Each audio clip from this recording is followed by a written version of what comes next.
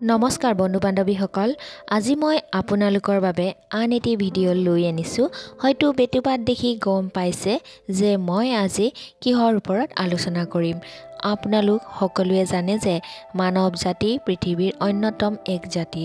মানৱ জাতি কৰোঁ বুলি ক'লে সকলো ধৰণৰ কাম কৰি পেলাব পাৰে। এতিয়া আহক, আজি মই ক'বলৈ গৈ আছোঁ মানৱ জাতিৰ ধ্বংসৰ কাৰণ।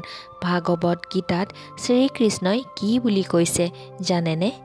ভিডিঅ'টো আৰম্ভ কৰাৰ আগতে মই আপোনালোকক এটি অনুৰোধ কৰিব বিচাৰিছোঁ, যদি মোৰ এই চেনেলটোত আপোনালোকে নতুনকৈ আহিছে তেনেহ'লে ছাবস্ক্ৰাইব কৰি ৰাখিব আৰু যিমান পাৰে লগ বন্ধুৰ মাজত এই ভিডিঅ'টো শ্বেয়াৰ কৰি দিব আৰু লগতে লাইক আৰু কমেণ্ট এটি কৰি দিব। কমেণ্টত জয় শ্ৰীকৃষ্ণ বুলি লিখিলেই হ'ব। ৫,০০০ বছৰ পূৰ্বে ভগৱান শ্ৰীকৃষ্ণই মদ ভাগৱত গীতাত মানুহৰ তিনিটা সৰ্বনাশৰ কাৰণ উল্লেখ কৰিছিল আৰু সেই তিনিটা কাৰণ এটি সৰু ঘটনাৰ মাধ্যমেৰে উল্লেখ কৰিব খোজা হৈছে। লগতে ভগৱান শ্ৰীকৃষ্ণই কৈছিল যে এই তিনিটা কাৰণ যদি কাৰোবাৰ লগত থাকে তেনেহ'লে তেওঁৰ সৰ্বনাশ হ'বলৈ বেছি সময় নালাগে। প্ৰাচীন কালত এক ৰাজ পৰিয়ালত এটি পুত্ৰ সন্তানৰ জন্ম হৈছিল। এই সন্তান বালক হোৱাৰ পিছতেই তেওঁক ৰাজকীয় আতিথ্যৰ পূৰ্বৰ ব্ৰহ্মচাৰ্য প্ৰথা অনুসৰি এখন গুৰুকুললৈ পঠিয়াই দিয়া হৈছিল শিক্ষা গ্ৰহণৰ উদ্দেশ্যে। সৰ্বশেষত গুৰুকুলত পঢ়ি সেই সন্তান সকলোতকৈ শ্ৰেষ্ঠ হৈ পৰিছিল। তেওঁ বেদ আৰু ভাৰতীয় বিভিন্ন শাস্ত্ৰ অধ্যয়ন কৰিছিল। কিন্তু পৰিতাপ আৰু দুখৰ কথা যে গুৰুকুলত শিক্ষা গ্ৰহণৰ সময়তে তেওঁৰ পিতা মাতা আৰু আত্মীয় স্বজনৰ মৃত্যু হৈছিল আৰু সেইবাবেই তেওঁৰ বাবে ৰাজকীয় ভোগবিলাসৰ পৰিসমাপ্তি ঘটিছিল। গুৰুকুলত শিক্ষা শেষ হোৱাৰ পিছত তেওঁ শপত লৈছিল যে তেওঁ গোটেই জীৱন মানুহৰ সেৱা কৰি যাব আৰু নিজৰ প্ৰতিজ্ঞাৰ বাবেই তেওঁ এদিন সন্ন্যাস গ্ৰহণ কৰিছিল। সন্ন্যাস গ্ৰহণ কৰাৰ পিছত সন্ন্যাসীৰ নিয়ম অনুযায়ী নিজৰ সকলো কামনা বাসনা ত্যাগ কৰিছিল আৰু নিজকে গভীৰ তপস্যা ধ্যানত মগ্ন কৰিবলৈ হিমালয়ৰ জংঘললৈ গমন কৰিছিল। বহু বছৰ তপস্যা কৰি তেওঁ নিজৰ মানসিক শক্তি বিকশিত কৰে আৰু দৃঢ় কৰে। সেই সময়তেই তেওঁৰ ওচৰলৈ বহু মানুহ শিক্ষা আৰু দীক্ষা ল'বলৈ আহিবলৈ ধৰিছিল। লগতে তেওঁ বহু মানুহৰ বহু সমস্যা সমাধানৰ উপায় দি খুব জনপ্ৰিয়তা লাভ কৰিবলৈ সক্ষমো হৈছিল। লাহে লাহে তেওঁৰ জনপ্ৰিয়তা চাৰিওফালে বিয়পি পৰিছিল। কিন্তু তেওঁ যি ৰাজ্যত তপস্যা কৰিছিল সেই ৰাজ্যৰ ৰজা খুব নিষ্ঠুৰ প্ৰকৃতিৰ আছিল। এদিন সেই দেশৰ ৰজাই সেই সন্ন্যাসীক দেখা কৰিবলৈ ইচ্ছা প্ৰকাশ কৰিছিল আৰু প্ৰথম সাক্ষাততেই সেই ৰজা সন্ন্যাসীৰ দ্বাৰা প্ৰভাৱিত হৈ ৰজাই মনে মনে সৎপথত গমন কৰাৰ সিদ্ধান্ত গ্ৰহণ কৰি পেলাইছিল। কিছু ক্ষণ পিছত ৰজাৰ মূৰত বুদ্ধি খেলাইছিল যে যদিহে সন্ন্যাসীয়ে কিছু সময়ৰ ভিতৰতে তেওঁৰ মন সলনি কৰিব পাৰিছে তেনেহ'লে যদি সন্ন্যাসীজনে অনবৰতে ৰজাৰ লগত থাকে তেতিয়া ৰজাৰ গোটেই জীৱনেই সলনি কৰি দিব পাৰিব। সেয়েহে ৰজাই সন্ন্যাসীক ৰজাৰ ৰাজপ্ৰসাদলৈ যাবলৈ অনুৰোধ কৰিলে আৰু সন্ন্যাসী সহজতে ৰজাৰ কথাত মান্তি হৈ পৰি ৰাজপ্ৰসাদলৈ গমন কৰিলে। ৰাজপ্ৰসাদত সন্ন্যাসীক লৈ উপস্থিত হৈ ৰজাই এক বিশাল ৰাজসভাৰ আয়োজন কৰে।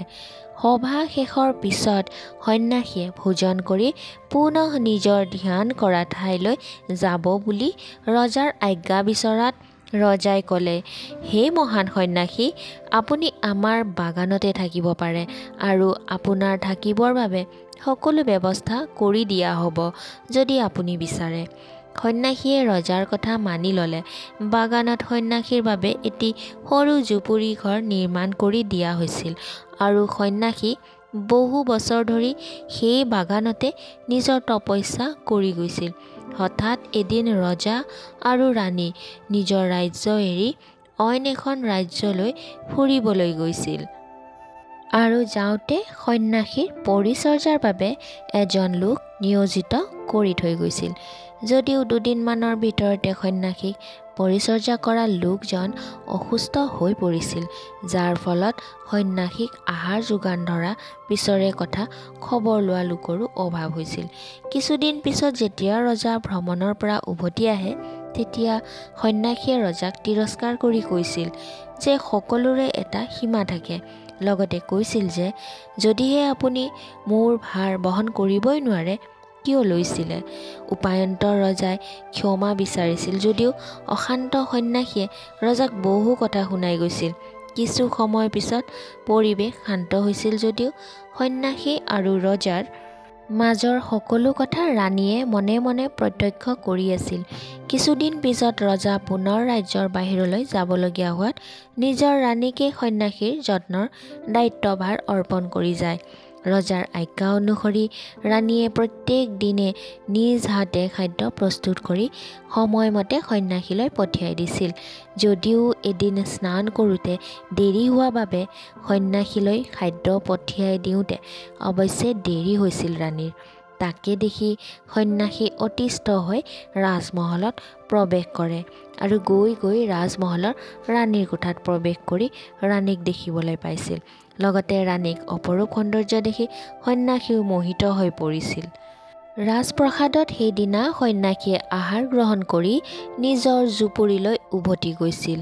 যদিও সন্ন্যাসীৰ মনত ৰাণীৰ সৌন্দৰ্যই খুব আমনি কৰিছিল, ৰাণীৰ সেই সৌন্দৰ্যৰ কথা সন্ন্যাসীয়ে পাহৰিব পৰা নাছিল। কোনো মুহূৰ্ততে সন্ন্যাসীয়ে খাব শুব পৰা নাছিল, মাত্ৰ ৰাণীৰ কথাই দিনে নিশাই ভাবিবলৈ লৈছিল, যাৰ ফলত সন্ন্যাসীয়ে নিজৰ তপস্যা আৰু ধ্যানত মনোযোগ দিব পৰা নাছিল। সন্ন্যাসী দিনে দিনে দুৰ্বল হৈ পৰিছিল। কিছুদিন পিছত ৰজা ভ্ৰমণৰ পৰা উভতি আহি সন্ন্যাসীৰ ওচৰলৈ গৈ দেখিছিল যে সন্ন্যাসীজন দুৰ্বল হৈ পৰিছে, লগতে সন্ন্যাসী গভীৰ চিন্তাত মগ্ন আছে। তাকে দেখি ৰজাই সন্ন্যাসীক প্ৰশ্ন কৰিছিল, মই আকৌ কিবা ভুল কৰিলোঁ নেকি যে আপুনি ৰুগীয়া আৰু চিন্তামগ্ন হ'বলৈ বাধ্য হৈছে? সন্ন্যাসীয়ে তেতিয়া স্পষ্টকৈ উত্তৰ দিছিল, মহাৰাজ, মই আপোনাৰ ৰাণীৰ সৌন্দৰ্যত মোহিত হৈ পৰিছোঁ আৰু মই ৰাণী অবিহনে বাচি থাকিব নোৱাৰিম। ৰজাই কোনো দ্বিধাবোধ নকৰাকৈ কৈছিল, আপুনি মোৰ সৈতে ৰাজমহললৈকে বলক, মই আপোনাৰ হাতত ৰাণীক আজিয়ে অৰ্পণ কৰিম। কথামতে ৰজাই সন্ন্যাসীক লৈ ৰাজমহলত প্ৰৱেশ কৰিছিল আৰু সেই সময়ত ইতিমধ্যে ৰাণীয়ে নিজৰ ডিঙিত আটাইতকৈ মূল্যৱান গহনা আৰু দেহত অতি সুন্দৰ বস্ত্ৰ পৰিধান কৰি ৰাখিছিল। ৰজাই নিজৰ পত্নী ৰাণীৰ ওচৰলৈ গৈ কৈছিল, হে ৰাণী, তুমি এই সন্ন্যাসীক সাহায্য কৰিব লাগিব, কিয়নো তেওঁ খুব দুৰ্বল হৈ পৰিছে আৰু মই নিবিচাৰোঁ যে কোনো জ্ঞানী পুৰুষৰ অভিশাপ মোৰ ওপৰত পৰক। লগতে ৰজাই কৈছিল, হে ৰাণী, এই সন্ন্যাসী তোমাৰ অদ্ভুত ৰূপ সৌন্দৰ্যত মোহিত হৈ পৰিছে। ৰাণীয়ে বুজি পাইছিল সকলো কথা আৰু ৰজাই সন্ন্যাসীৰ হাতত নিজ হাতে ৰাণীক অৰ্পণ কৰিছিল। সন্ন্যাসীয়ে ৰাণীক লগত লৈ যেতিয়া নিজৰ জুপুৰিত উপস্থিত হয়, তেতিয়া ৰাণীয়ে কয় যে তেওঁ জুপুৰিত থাকিব নোৱাৰে, তেওঁক বসবাস কৰিবলৈ ভাল গৃহ লাগিব। তেতিয়া সন্ন্যাসী পুনৰ ৰজাৰ ওচৰলৈ গৈ ঘৰ বিচৰাত ৰজাই সন্ন্যাসীক এটি ঘৰ প্ৰদান কৰে, কিন্তু ৰাণী সেই ঘৰতো সন্তুষ্ট হোৱা নাছিল, কিয়নো সেই ঘৰ খুব পুৰণি আছিল। সন্ন্যাসী পুনৰ ৰজাৰ ওচৰলৈ সেই কথা অৱগত কৰাত ৰজাই লগুৱা নিয়োগ কৰি সেই গৃহ পৰিষ্কাৰ পৰিচ্ছন্ন কৰি দিয়ে। শেষত ৰাণী গৃহ প্ৰৱেশ কৰি আৰু স্নান কৰি বিচনাত বহিছিল। সন্ন্যাসীও ৰাণীৰ ওচৰত বহিছিল। ৰাণীয়ে সন্ন্যাসীক উদ্দেশ্য কৰি কৈছিল, আপুনি নাজানে আপুনি কি আছিল আৰু আজি কি হৈ গ'ল? আপুনি এজন মহান সন্ন্যাসী আছিল, যাৰ বাবে ৰজাই আপোনাৰ সকলো প্ৰয়োজন পূৰণ কৰিছিল, আৰু আজি আপুনি আপোনাৰ বাসনাৰ বাবে মোৰ গোলাম হৈ পৰিছে। ৰাণীৰ কথা শুনি সন্ন্যাসীৰ জ্ঞান ঘূৰি আহিছিল যে তেওঁ প্ৰকৃততে এজন সন্ন্যাসী আছিল। তেওঁ এদিন সকলো ভোগ বিলাস ত্যাগ কৰি জংঘললৈ গমন কৰিছিল, যাৰ প্ৰধান উদ্দেশ্য আছিল মানুহক সেৱা কৰা। সন্যাসীৰ ভুল ভাঙিছিল আৰু ৰাণীৰ ওচৰত ক্ষমা বিচাৰি কৈছিল, ৰাণী মহাশয়া, মই আপোনাক পুনৰ মহাৰাজৰ ওচৰত ঘূৰাই থৈ আহিম। আপুনি অমান্তি নকৰিব, মোৰ ভুল হৈ গ'ল। ৰূপ আৰু সৌন্দৰ্যই মোক অন্ধ কৰিছিল আৰু দ্বিতীয়বাৰ মোৰ দ্বাৰা এনে ভুল নহয়। ৰাণীয়ে কৈছিল, আপুনি দুদিনমান সময়ত খাদ্য খাবলৈ নাপাই খং কৰিছিল, অতিষ্ঠ হৈ পৰিছিল। মই আপোনাৰ এই ৰূপ তেতিয়াই বুজিছিলোঁ, যেতিয়া প্ৰথমবাৰৰ বাবে আপুনি ৰজাৰ সৈতে অত্যন্ত উচ্চ বাক্যবাণ নিক্ষেপ কৰিছিল, ৰজাৰ ওপৰত খং কৰিছিল, আৰু তেতিয়াৰ পৰাই মই আপোনাৰ ব্যৱহাৰৰ পৰিৱৰ্তন দেখিবলৈ পাইছোঁ। সন্যাসীয়ে তেতিয়া ৰাণীৰ ওচৰত স্বীকাৰ কৰিছিল আৰু কৈছিল, যেতিয়া মই জংঘলত আছিলোঁ তেতিয়া বহুদিনৰ বাবে সময়ত খাব পোৱা নাছিলোঁ, কিন্তু ৰজাৰ এই মহলত প্ৰৱেশ কৰি প্ৰতিদিনে সময়ত খাবলৈ পাই খাদ্যৰ মোহত অভ্যস্ত হৈ পৰিলোঁ আৰু নিয়মিত ৰজাৰ খাদ্য খাই খাই মোৰ লোভ বাঢ়িল আৰু কামনাৰো সৃষ্টি হৈ পৰিল আৰু দিনে দিনে সকলো পোৱাত লোভ বৃদ্ধি হৈ গৈ থাকিল আৰু যেতিয়া এইসমূহ সময়ত নোপোৱা হ'লোঁ, ক্ৰোধ কৰিবলৈ দ্বিধা নকৰা হ'লোঁ। মই হয়তো পাহৰি গৈছিলোঁ যে মানুহৰ ইচ্ছা পূৰণ নহ'লে ক্ৰোধৰ জন্ম হয় আৰু তেতিয়া ইচ্ছা পূৰ্ণ হয় তেতিয়া লোভ আৰু কামনাৰ উদ্ভৱ হয় আৰু সেই কামনাই যে শেষলৈকে বাসনাৰ সৃষ্টি কৰে। শেষত ৰাণী মাক ৰজাৰ হাতত পুনৰ অৰ্পণ কৰি সন্যাসী পুনৰ জংঘললৈ উভতি গৈছিল। শ্ৰীমদ ভাগৱত গীতাৰ 16 নং অধ্যায়নৰ 21 নং শ্লোকত ভগৱান শ্ৰীকৃষ্ণই নৰকৰ 3খন দুৱাৰৰ কথা উল্লেখ কৰিছে আৰু সেই 3খন দুৱাৰ হৈছে কাম, ক্ৰোধ আৰু লোভ। আজি পৰ্যন্ত যিসকল মানুহৰ সৰ্বনাশ হৈছে আৰু আজি পৰ্যন্ত যদি কোনো মানুহে কিবা অপৰাধৰ দণ্ড পাইছে, তেন্তে এই 3টাৰ ভূমিকা বেছি আছে। যদি এজন সন্যাসী এই 3টাৰ পৰা হাত সাৰিব নোৱাৰে, তেন্তে আমি কোন? আমি সাধাৰণ মানুহে।